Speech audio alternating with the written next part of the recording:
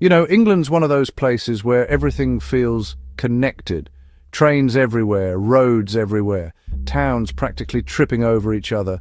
But if you look just a little closer and push beyond the main roads and selfie spots, you'll find places where time slows, signal vanishes, and the rest of the world feels miles away.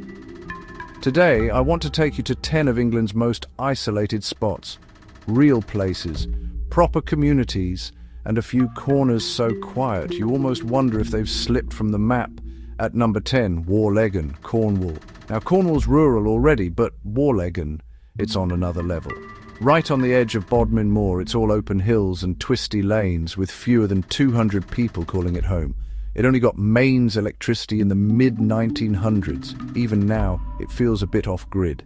A stone church, a few cottages, miles of wild. At night, only sheep to slow your journey, and stars brighter than you've seen in years. Number 9, Kielder, Northumberland, up by the Scottish border, tucked between forest and sky. About 200 people here, right next to Kielder Water and lost within England's biggest forest. Signal, patchy. Internet, slow as a tortoise, but people come for the peace. And when darkness falls, the Milky Way appears in full glory.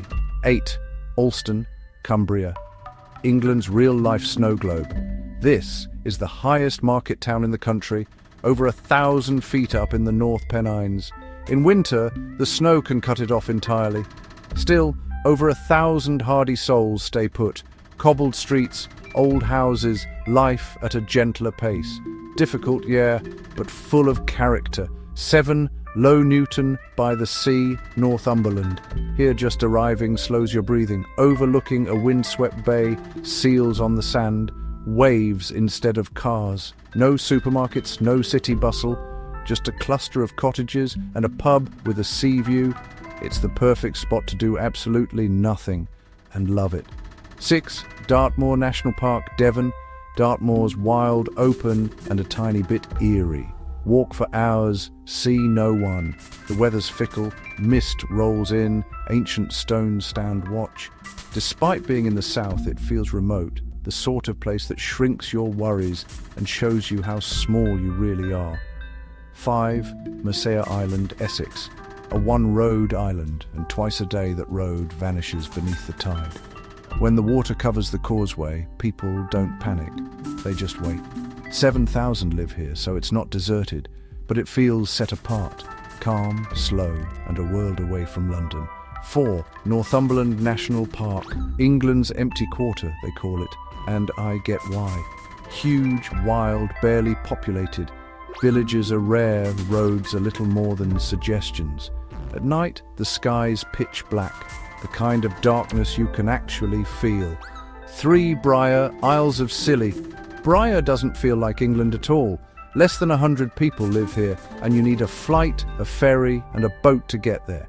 No traffic lights, no big roads, just sea, sand, and whatever the weather decides. 2, Alston Moor, Cumbria.